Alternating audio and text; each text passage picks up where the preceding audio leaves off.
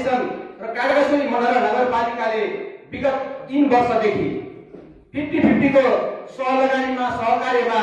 जुन प्रत्येक सामुदायिक विद्यालयमा यो बाल विकास कक्षालाई स्तरोन्नति गर्ने, यसलाई व्यवस्थित हिसाबले कक्षा सञ्चालन गर्ने र नयाँ प्रविधि मैत्री कक्षा कोठाहरूको व्यवस्थापन गरेर अहिलेको निजी विद्यालय सोच र सामुदायिक विद्यालयलाई पनि अघि बढाउने जुन उद्देश्यका साथ जुन अघि बढेको कार्यक्रम सर्वप्रथमभन्दा सुरुवातका दिनमा गान्धी आदर्श माध्यमिक विद्यालयमा मात्रै लागू भएको थियो र अहिले आएर सम्पूर्ण सामुदायिक विद्यालयहरूमा यो कुराहरू जो प्रविधि मैत्री कुराहरू अहिले बाल मैत्री कक्षा कोठाहरूको व्यवस्थापनहरू भएको छ, जसको लागि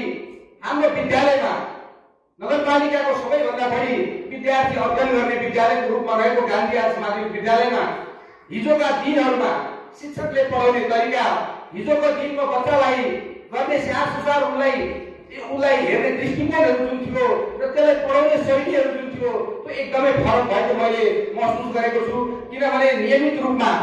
कक्षा कोठाको अनुगमन नियमन चाहिँ आफैले गर्ने भएको हुनाले मैले अलिक चासो बढी राखेर अहिले साँच्चै नै रातो बङ्गला फाउन्डेसनसँग सहकार्य गरेर हाम्रो कक्षा कोठामा के सुधार भएका छन्, कतिको फरक आएको छ भन्ने कुरा मैले महसुस गरेको छु। त्यसमा सर्वप्रथम त हाम्रा शिक्षकहरूले सबभन्दा अहिले जुन हिसाबले पहिले पढाउनुहुन्थ्यो, अहिले जुन तालिम लिएर जुन आउनुभएको छ, उहाँहरूले बालबालिकाको मनोभावनालाई बुझेर बालमैत्री हिसाबले उनीहरूसँग सहजीकरण गरेर उनीहरूको भावनालाई बुझेर जुन अहिले उहाँहरूले पठन पाठन गराउनुभएको छ, सबभन्दा ठुलो जुन एउटा पढाइ हो त्यो त शिक्षकहरूमा नै लागू भएको छ र शिक्षकहरूले अहिले कक्षा कोठामा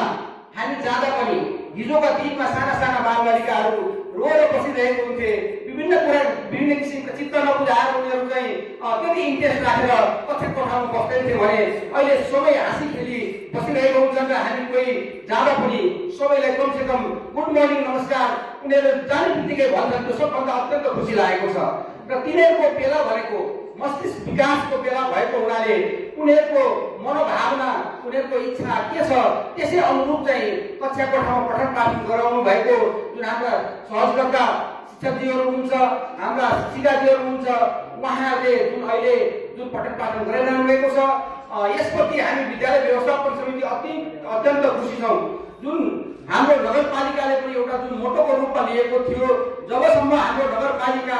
एउटा शिक्षित नगरपालिका हुँदैन तबसम्म हाम्रो समृद्ध नगरपालिका हामीले कल्पना गर्न सक्दैनौँ भन्ने उद्देश्यका साथ विभिन्न कार्यक्रमहरू ल्याएर, जस्तै हाम्रो एनजी उन्मूलन कार्यक्रमलाई एनजीबाट मुक्त गराउने, त्यसरी हामीले बालमैत्री सिकाइको माध्यमबाट हाम्रा इसिडीका कक्षाहरूदेखि नै हामीले सुधार गर्ने र हाम्रो विद्यार्थीको सबभन्दा रूपमा रहेको हाम्रो इसिडी क्लास नै हो। हामीले इसिडी क्लासलाई मात्रै सुधारेर पनि हुँदैन, त्यसलाई हामीले नियमित रूपमा